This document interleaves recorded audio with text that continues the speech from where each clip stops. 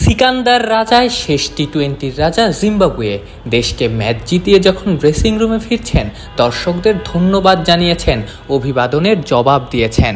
রাজা তো জানেনই তার ক্রিকেট জার্নিতে বাংলাদেশ কতখানি মিশে আছে। বলা হয়ে থাকে, form is temporary, class is permanent. রাজা যেন এ কথারই জ্বলন্ত উদাহরণ। পুরো সিরিজে রান পাননি, বল হাতেও ব্যর্থ ছিলেন, কিন্তু ফর্মে ফিরতে সিরিজ শেষে বাড়ি ফেরার অপেক্ষা করতে হয়নি। সিরিজের শেষ ম্যাচেই ফিরলেন, 46 বলে করলেন অপরাজিত 72 রান। তাতেই 9 বল হাতে রেখে 8 উইকেটের জয় পেল জিম্বাবুয়ে। তবে সব কৃতিত্ব একা রাজার না। ওপেনার ব্রায়ান বেনেট খেলেছেন 70 রানের দুর্দান্ত এক ইনিংস। তার ব্যাটেই রাজা এবং জিম্বাবুয়ে জয়ের রসদ পেয়েছে, শেষ পর্যন্ত জিতেছে।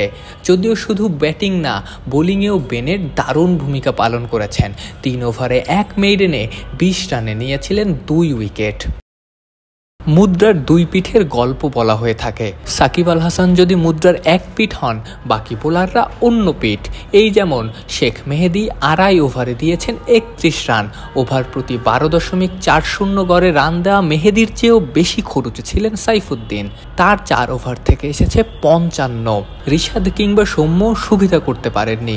ব্যতিক্রম ছিলেন সাকিব আল হাসান, 4 ওভারে মাত্র 9 রানে নিয়েছেন 1 উইকেট। বোলিংয়ে ভালো করলেও ব্যাটার সাকিব ছিলেন নিজের ছায়া হয়ে। 123 স্ট্রাইক রেটে 17 বলে 21 করেছেন বটে, কিন্তু সাকিব ছিলেন না সাকিবময়। বাংলাদেশের বোর্ডে 157 রান যোগ করার সবচেয়ে বড় কৃতিত্ব ছিল মাহমুদুল্লাহ রিয়াদের।